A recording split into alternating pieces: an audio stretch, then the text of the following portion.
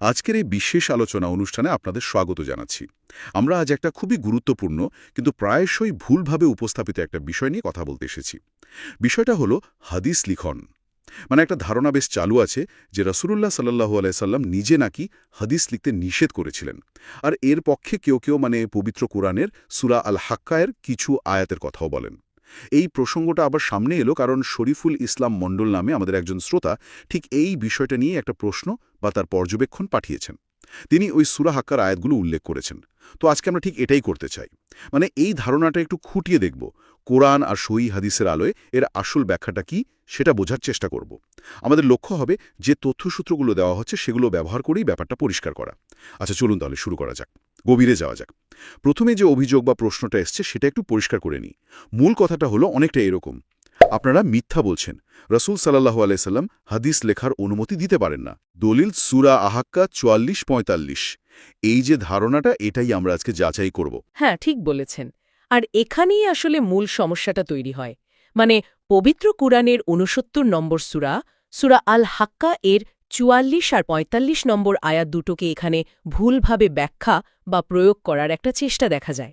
ধারণা করা হচ্ছে যে এই আয়াতগুলো দিয়ে বুঝি হাদিস লেখা নিষেধ করা হয়েছে।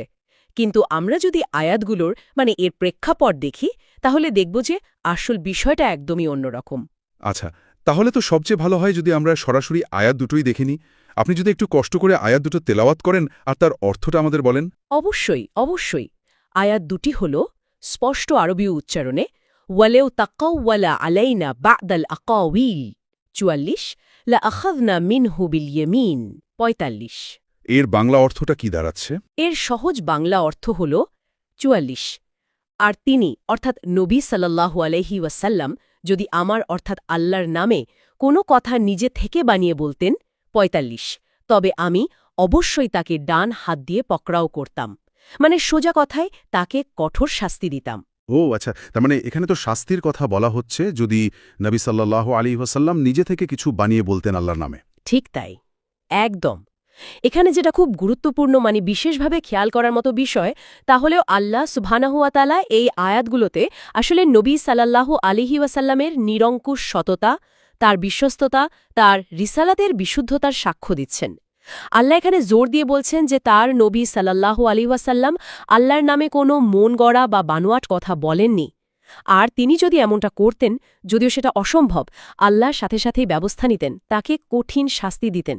সুতরাং এই আয়াতগুলোর সাথে হাদিস লেখা বা না লেখার অনুমতি বা নিষেধাজ্ঞার আসলে কোনো সম্পর্কই নেই। বরং এগুলো তো নবী সাল্লাল্লাহু আলাইহি ওয়াসাল্লামের সত্যবাদিতার একটা বিরাট দলিল। তার উপর যে ওহী এসেছে সেটা যে কতটা খাঁটি তারই একটা গ্যারেন্টি। প্রসঙ্গটা হলো নবীর বিশ্বস্ততা, হাদিস লেখা নয়। যে বার্তা, তার একটা ভুল উপস্থাপনা।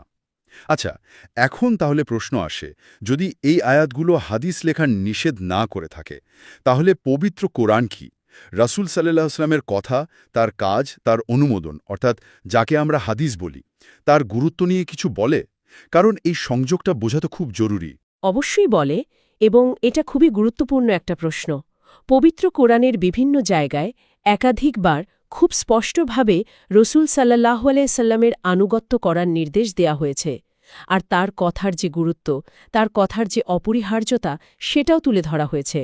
এই আয়াতগুলো কিন্তু পরোক্ষভাবে হলেও খুব জোরালোভাবেই ইঙ্গিত দেয় যে নবীর শিক্ষা, তার নির্দেশনা সংরক্ষণ করাটা অপরিহার্য। আর এই সংরক্ষণের একটা প্রধান উপায় তো হলো লিখে রাখা, তাই না? যেমন ধরুন একটা উদাহরণ দিই। সূরা আন-নিসা ৪ নম্বর সূরা, তার ৮০ নম্বর আয়াত। আল্লাহ তাআলা সেখানে বলছেন স্পষ্ট আরবীয় উচ্চারণে, মাইয়ুতির রসুলা ফকদ আতআল্লাহ। এর বাংলা অর্থ কি? যে ব্যক্তি রসুলের আনুগত্য করল, সে প্রকৃতপক্ষে আল্লাহরই আনুগত্য করল। চিন্তা করুন এর তাৎপর্য। রাসূলুল্লাহ সাল্লাল্লাহু আলাইহি সাল্লামের যে নির্দেশ, তার যে সুন্নাহ, যা আমরা হাদিসের মাধ্যমে পাই, সেটা মেনে চলা মানেই হচ্ছে আল্লাহর হুকুম মেনে চলা। তো যদি তার আনুগত্য করাটা আল্লাহর আনুগত্যের সমান হয়, তাহলে তার সেই নির্দেশগুলো, তার শিক্ষাগুলো ঠিকমতো জানা, বোঝা আর সেগুলোকে সংরক্ষণ করাটা তো অপরিহার্য হয়ে যায়। আর এই সংরক্ষণে নির্ভরযোগ্য আর স্থায়ী উপায়গুলোর মধ্যে লিখে রাখাটা তো অন্যতম প্রধান। এটা তো খুবই শক্তিশালী একটা পয়েন্ট। আল্লাহর আনুগত্য আর রসুলের আনুগত্যকে এক করে দেখা হচ্ছে। একদম। এবার আরেকটা উদাহরণ দেখুন, সূরা আন-নাজম ৫৩ নম্বর সূরা, তার ৩ আর ৪ নম্বর আয়াত। আল্লাহ তাআলা নবী সাল্লাল্লাহু আলাইহি সাল্লাম সম্পর্কে কি বলছেন? স্পষ্ট আরবীয় উচ্চারণে, ওয়ামা ইয়ানতিকু আনিল হাওয়া ইন হুয়া ইল্লা ওয়াহয়ুন ইউহা। বাংলা অর্থ হল, তিনি নবী সাল্লাল্লাহু আলাইহি সাল্লাম নিজের প্রবৃত্তির তাড়নায় কোনো কথা বলেন না। তিনি যা বলেন তা তো কেবল ওহী, আল্লাহর প্রত্যাদেশ, যা তার প্রতি নাজিল করা হয়। এই আয়াত দুটো তো আরও পরিষ্কার করে দিচ্ছে বিষয়টা। এখানে বলা হচ্ছে, দ্বীনের ব্যাপারে নবী সাল্লাল্লাহু আলাইহি সাল্লাম যা বলেন সেটা তার ব্যক্তিগত মত বা খেয়াল খুশি নয়। সেটা আসলে আল্লাহর পক্ষ থেকে আসা ওহী বা প্রত্যাদেশ। আমরা জানি ওহী দুই রকম, যা সরাসরি কোরআনের আয়াত মাতলু, আর যা কোরআনের আয়াত নয় কিন্তু আল্লাহরই নির্দেশ গায়ের মাতলু, যা আমরা হাদিস বা সুন্নাহ হিসাবে পাই। সুতরাং তার কথার গুরুত্ব, তার কথার নির্ভরযোগ্যতা প্রশ্নতীত, আর তাই তা অবশ্যই সংরক্ষণযোগ্য। তার মানে কুরআন নিজেই রাসূল সাল্লাল্লাহু আলাইহি ওয়াসাল্লামের কথার গুরুত্ব দিচ্ছে, তার আনুগত্যকে আল্লাহর আনুগত্য বলছে, এমনকি তার কথাকে ওহীর অংশ বলছে। এটা তো বিরাট একটা ভিত্তি। আচ্ছা, এই সূত্র ধরে যদি আমরা এবার সরাসরি হাদিসের দিকে তাকাই, মানে নবী সাল্লাল্লাহু আলাইহি ওয়াসাল্লাম নিজে বা তার সাহাবীরা, তারা কি হাদিস লিখে রাখার ব্যাপারে নির্দিষ্ট করে কিছু বলেছেন, বা তাদের সময় কি এরকম কোনো চর্চা ছিল? হ্যাঁ, এই বিষয়েও অনেকগুলো সহিহ হাদিসে অত্যন্ত স্পষ্ট প্রমাণ আর নির্দেশনা আছে। সহিহ হাদিস বলতে আমরা কি বুঝি? মানে যে হাদিসগুলো খুব কঠিন যাচাই-বাছাই প্রক্রিয়ার মধ্যে দিয়ে গেছে, যার বর্ণনাকারীর ধারাবাহিকতা বা সানাদ একদম নিখুঁতভাবে রাসূল সাল্লাল্লাহু আলাইহি ওয়াসাল্লাম পর্যন্ত পৌঁছেছে, আর যার মূল বক্তব্যে বা মতেনেও কোনো আপত্তিকর কিছু নেই। এই সহিহ হাদিসগুলো কিন্তু সরাসরি প্রমাণ করে যে হাদিস লেখার অনুমতি ছিল এবং রাসূল সাল্লাল্লাহু আলাইহি ওয়াসাল্লামের সময় এর চর্চা শুরু হয়েছিল। যেমন ধরুন, প্রথম একটা প্রমাণ দিই, সুনান আবু দাউদ গ্রন্থ থেকে, হাদিস নাম্বার ৩৬-৪৬। সুনান আবু দাউদ তো সিহাস সিত্তার অন্যতম একটা গ্রন্থ, ইমাম আবু দাউদ রহমতুল্লাহে সংকলিত। এই হাদিসে রাসূলুল্লাহ সাল্লাল্লাহু আলাইহি ওয়াসাল্লাম বলছেন, আমার কাছ থেকে যে কেউ কোনো কথা শিখে তা লিখে রাখুক। দেখুন কত পরিষ্কার আর সরাসরি অনুমতি, এখানে কোনো কিন্তু বা যদি নেই। একদম সরাসরি নির্দেশ। হ্যাঁ, এবার দ্বিতীয় এবং সম্ভবত আরও বেশি গুরুত্বপূর্ণ একটা প্রমাণ শুনুন। এটা আসছে বিখ্যাত সাহাবী আবু হুরায়রা রাদিয়াল্লাহু আনহু থেকে। হাদিসটা সুনান আবু দাউদ গ্রন্থেই আছে, নম্বর 3647। আবু হুরায়রা বলছেন যে আরেকজন খুব বিখ্যাত সাহাবী আব্দুল্লাহ ইবনে আমর রাদিয়াল্লাহু আনহু, তিনি রাসূল সাল্লাল্লাহু আলাইহি সাল্লামের কাছ থেকে যা শুনতেন তার সবই লিখে ফেলতেন। তো একদিন কুরাইশের কিছু লোক তাকে দেখে একটু আপত্তির সুরে বা নিরুৎসাহিত করে বলল, আপনি রাসূল সাল্লাল্লাহু আলাইহি সাল্লাম যা বলেন সবই লিখে রাখেন? উনি তো একজন মানুষ, কখনো হয়তো স্বাভাবিক খুশির মেজাজে কথা বলেন, আবার কখনো হয়তো একটু রাগের মাখায়ও কিছু বলেন, তখন কি সব লেখা উচিত? এই কথা শুনে আব্দুল্লাহ ইবনে আমর রাদিয়াল্লাহু আনহু একটু দ্বিধায় পড়ে গেলেন। তিনি ভাবলেন ব্যাপারটা যাচাই করা দরকার। তিনি সরাসরি রাসূল সাল্লাল্লাহু আলাইহি সাল্লামের কাছে গেলেন, গিয়ে জিজ্ঞেস করলেন তিনি কি নবীর সব কথাই লিখে রাখতে পারেন? তখন রাসূলুল্লাহ সাল্লাল্লাহু আলাইহি সাল্লাম নিজের পবিত্র মুখের দিকে ইশারা করলেন, করে বললেন, লিখো, সেই সত্যার কসম যার হাতে আমার প্রাণ, আমার এই মুখ থেকে শুধু সত্য কথাই বের হয়। সুবহানাল্লাহ! এটা তো শুধু অনুমতি নয়, এ তো এক অসাধারণ নিশ্চয়তা। মানে শুধু অনুমতিই দিলেন না, বরং যখন সাহাবীর মনে একটু দ্বিধা তৈরি হল যে নবীর মানবিক অবস্থার কারণে সব কথা লেখা ঠিক হবে কি না, তখন তিনি সাল্লাল্লাহু আলাইহি ওয়াসাল্লাম আরও জোর দিয়ে লেখার কথা বললেন এবং তার মুখ থেকে যে শুধু সত্যই বের হয় সে ব্যাপারে আল্লাহর কসম খেলেন। এটা তো তার কথার গুরুত্বকে বহুগুণ বাড়িয়ে দেয়, তাই না? নিঃসন্দেহে এটা শুধু লেখার অনুমতি না, বরং নবীর সাল্লাল্লাহু আলাইহি সাল্লামের মুখ থেকে বের হওয়া দিনের প্রত্যেকটা কথা যে কতটা পবিত্র, কতটা নির্ভরযোগ্য এবং তা যে মানবিক আবেগ বা পরিস্থিতির ঊর্ধ্বে, তারই এক জোরালো ঘোষণা এটা। এটা লেখার সুস্পষ্ট নির্দেশ আর এর উপর পূর্ণ আস্থা রাখারও আহ্বান। আচ্ছা, আরেকটা প্রমাণ দিই, সহিহ মুসলিম গ্রন্থের ভূমিকা অংশে একটা ঘটনা আছে। সহিহ মুসলিম তো ইমাম মুসলিম রহমতুল্লাহের সংকলন, সহিহ বুখারীর পরে সবচেয়ে নির্ভরযোগ্য ধরা হয়। ঘটনাটা হলো, মক্কা বিজয়ের পর রাসূল সাল্লাল্লাহু আলাইহি সাল্লাম একটা খুব গুরুত্বপূর্ণ ভাষণ বা খুতবা দিয়েছিলেন। সেই খুতবা শেষ হওয়ার পর ইয়েমান থেকে আসা আবু শাহ নামে একজন ব্যক্তি উঠে দাঁড়ালেন। তিনি অনুরোধ করলেন, হে আল্লাহর রাসূল, এই খুতবাটা আমার জন্য একটু লিখে দেওয়ার ব্যবস্থা করুন। তখন রাসূল সাল্লাল্লাহু আলাইহি সাল্লাম সেখানে উপস্থিত সাহাবীদের নির্দেশ দিলেন, আমার এই কথাগুলো আবু শাহের জন্য লিখে রাখো। দেখুন, এটাও কিন্তু একটা বাস্তব উদাহরণ।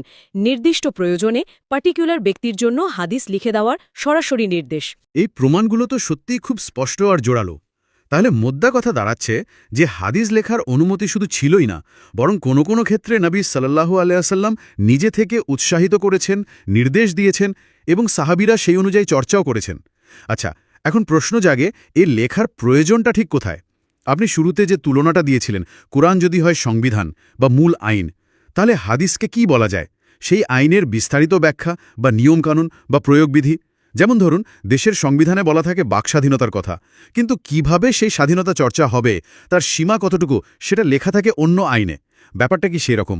আপনার তুলনাটা একদম পারফেক্ট, আর এটা হাদিসের অপরিহার্যতা বোঝার জন্য খুবই চমৎকার একটা উপায়। কয়েকটা বাস্তব উদাহরণ দিলে বিষয়টা আরও পরিষ্কার হয়ে যাবে।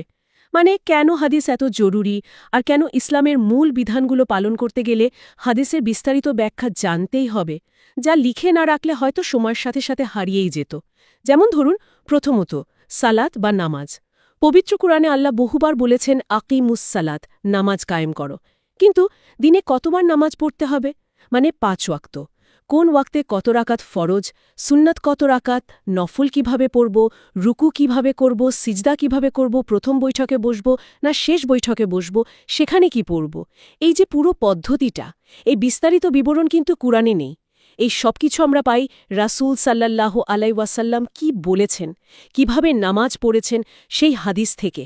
একবার ভাবুন তো, হাদিস যদি লেখা না থাকতো, তাহলে নামাজের মতো ইসলামের প্রধান স্তম্ভটা আমরা কিভাবে আদায় করতাম, এর পদ্ধতিই তো জানা যেত না। ঠিক, একদম ঠিক। দ্বিতীয় উদাহরণ, জাকাত। কোরআন জাকাত দেওয়ার কথা বলেছে, গরিবের হক আদায় করতে বলেছে।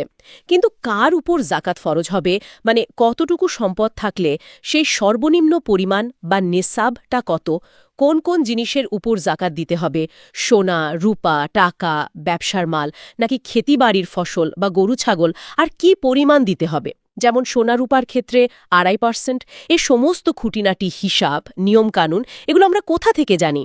কেবল হাদিস থেকে। হাদিস ছাড়া জাকাতের মতো একটা আর্থিক ইবাদাত ঠিকভাবে পালন করা প্রায় অসম্ভব। এটাও খুব গুরুত্বপূর্ণ। তৃতীয়ত, হজ। কোরআন বলেছে সামর্থ্য থাকলে জীবনে একবার হজ করা ফরজ। কিন্তু হজের নিয়ম কি? এহরাম কখন বাঁধব, কিভাবে বাঁধব, কাবা শরীফ তাওয়াফ করব কিভাবে, সাফা মারওয়া সাই করব কিভাবে, আরাফাতে কখন থাকব, মুজদালিফায় কি করব, মিনায় পাথর মারব কিভাবে, কোরবানি কখন করব, এই যে এতগুলো কাজ, এগুলোর ধারাবাহিকতা কি, কোনটা ফরজ, কোনটা ওয়াজেব, এই সব কিছুর বিস্তারিত দিক নির্দেশনা রসুল সাল্লাল্লাহু আলাইহি সাল্লাম তার বিদায় হজের সময়ে এবং অন্যান্য সময়ে দিয়েছেন, আর সেগুলো সংরক্ষিত আছে হাদিসের মাধ্যমেই। চতুর্থত, ধরুন ইসলামী আইন বা বিচার ব্যবস্থার কথা। কোরআনে আছে চোরের হাত কাটার নির্দেশ, সূরা মায়েদা আয়াত 38। কিন্তু শাস্তিটা কখন প্রযোজ্য হবে, কতটুকু চুরি করলে, আর হাতটা ঠিক কোথা থেকে কাটা হবে, আঙ্গুল, কবজি নাকি কোনই পর্যন্ত? এই বিষয়টা হাদিস থেকেই পরিষ্কার হয়েছে যে নির্দিষ্ট শর্ত পূরণ হলে চোরের ডান হাতের কবজি পর্যন্ত কাটা হবে। এরকম আইনের প্রায়োগিক দিকগুলো হাদিসেই ব্যাখ্যা করা হয়েছে। তার মানে এটা খুবই পরিষ্কার যে ইসলামের মূল স্তম্ভগুলো বলেন বা দৈনন্দিন জীবনের বিধানগুলো বলেন, এগুলো ঠিকঠাক বুঝতে হলে, পালন করতে হলে হাদিসের এই বিস্তারিত ব্যাখ্যার কোনো বিকল্প নেই। এটা অপরিহার্য। আচ্ছা, এখন কথা হলো, ইতিহাসে কি সাহাবীদের ব্যক্তিগত পর্যায়ে বা ধরুন পরবর্তীতে প্রাতিষ্ঠানিকভাবে এই হাদিস লিখে রাখার কোনো নির্দিষ্ট উদাহরণ বা নজির পাওয়া যায়?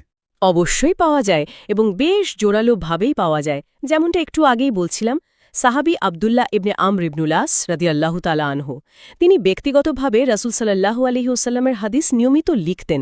তার লেখা সেই সংকলনটা ইতিহাসে আস সাহিফা আস সাদিকা নামে পরিচিত, মানে সত্যবাদী সাহিফা বা পৃষ্ঠা। এটা সাহাবীদের সময়ে ব্যক্তিগত লেখার একটা খুবই বিখ্যাত প্রমাণ, যা দেখায় যে লেখার চর্চাটা শুরু থেকেই ছিল। এরপর ধরুন, যখন ইসলামী রাষ্ট্র বিস্তার লাভ করল, সাহাবীরা বিভিন্ন জায়গায় ছড়িয়ে পড়লেন, তখন একটা আশঙ্কা তৈরি হল যে হাদিস হয়তো হারিয়ে যাবে বা বিকৃত হয়ে যাবে। এই পরিস্থিতিতে হিজরি 2য় শতকের শুরুতে উমাইয়া খলিফা উমর ইবনে আব্দুল আজিজ রহমাতুল্লাহ আলাইহ, যাকে ইসলামের ইতিহাসে দ্বিতীয় উমর বলা হয় তার ন্যায়পরায়ণতার জন্য, তিনি রাষ্ট্রীয়ভাবে হাদিস সংগ্রহ আর লিপিবদ্ধ করার একটা যুগান্তকারী পদক্ষেপ নেন।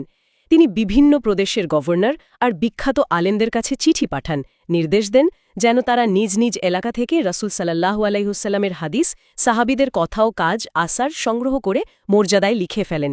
এই রাষ্ট্রীয় উদ্যোগটা হাদিস সংকলনের ইতিহাসে একটা মাইল ফলক। এর ফলেই কিন্তু পরবর্তীতে ইমাম জুহেরি, ইমাম মালেক, ইমাম বুখারি, ইমাম মুসলিমের মতো বড় বড় মুহাদ্দিসদের জন্য হাদিসের বিশাল ও নির্ভরযোগ্য গ্রন্থ সংকলনের পথটা খুলে যায়। তার মানে প্রাতিষ্ঠানিক উদ্যোগও নেওয়া হয়েছিল। হ্যাঁ, অবশ্যই। আর এরই ধারাবাহিকতায় ধরুন ইমাম মালিক ইবনে আনাস রহমতুল্লাহ আলেহের লেখা মুয়াত্তা মালিক গ্রন্থটি। এটা ওই সময়ের খুব প্রাচীন আর বিখ্যাত একটা হাদিস ও ফিকহের সংকলন। মুয়াত্তা মানে হল সমর্থিত বা সুগম করা পথ। এটাতে মূলত ফিকি বা আইন বিষয়ক মাসালা অনুযায়ী হাদিস, সাহাবি ও তাবেইনদের মতামত সাজানো হয়েছে। এটাকে হাদিস আর ফিকেহের একটা সমন্বিত রূপের প্রাথমিক উদাহরণও বলা যায়। বিষয়টাকে যদি আমরা আজকের দিনের সাথে একটু মেলাই তাহলে বুঝতে সুবিধা হবে। ধরুন ক্লাসে একজন শিক্ষক খুব গুরুত্বপূর্ণ লেকচার দিচ্ছেন। অনেক ছাত্রছাত্রী কিন্তু তার কথাগুলো তাড়াতাড়ি খাতায় নোট করে নেয়। কেন নেয়? কারণ তারা জানে শুনে সবকিছু মনে রাখা কঠিন, পরে ভুলে যেতে পারে। নোট থাকলে পরে সেটা দেখে পড়া যায়, মনে রাখা যায়। সাহাবায়ে কেরামরা তো আরও অনেক মহৎ উদ্দেশ্যে একই কাজ করেছিলেন। তারা রাসূল সাল্লাল্লাহু আলাইহি সাল্লামের অমূল্য কথা, কাজগুলো যত্ন করে লিখে রাখতেন, যাতে দিনের এই জ্ঞান হারিয়ে না যায়, সংরক্ষিত থাকে আর পরের প্রজন্মের কাছে সঠিকভাবে পৌঁছায়, আর নিজেরাও যেন ভুলে না যান, ঠিকমতো আমল করতে পারেন। বাহ, খুবই চমৎকার ব্যাখ্যা এবং উদাহরণটাও খুব প্রাসঙ্গিক। এর মাধ্যমে পুরো ছবিটা পরিষ্কার হলো। তাহলে এতক্ষণ ধরে যে বিস্তারিত আলোচনা আমরা করলাম, এর শেষে যদি আমরা মূল সিদ্ধান্ত বা সারসংক্ষেপে আসতে চাই, তাহলে সেটা কি হবে? হ্যাঁ, অবশ্যই। আমাদের এই আলোচনা থেকে কয়েকটা খুব জরুরি আর পরিষ্কার সিদ্ধান্তে আমরা আসতে পারি। প্রথমত, যে সূরা আল হাক্কার ৪৪ ও ৪৫ নম্বর আয়াত দিয়ে হাদিস লেখার নিষেধাজ্ঞা প্রমাণের চেষ্টা করা হয়, সেটা আসলে সম্পূর্ণ ভুল। আয়াত দুটোর সাথে হাদিস লেখা বা না লেখার কোনো সম্পর্কই নেই।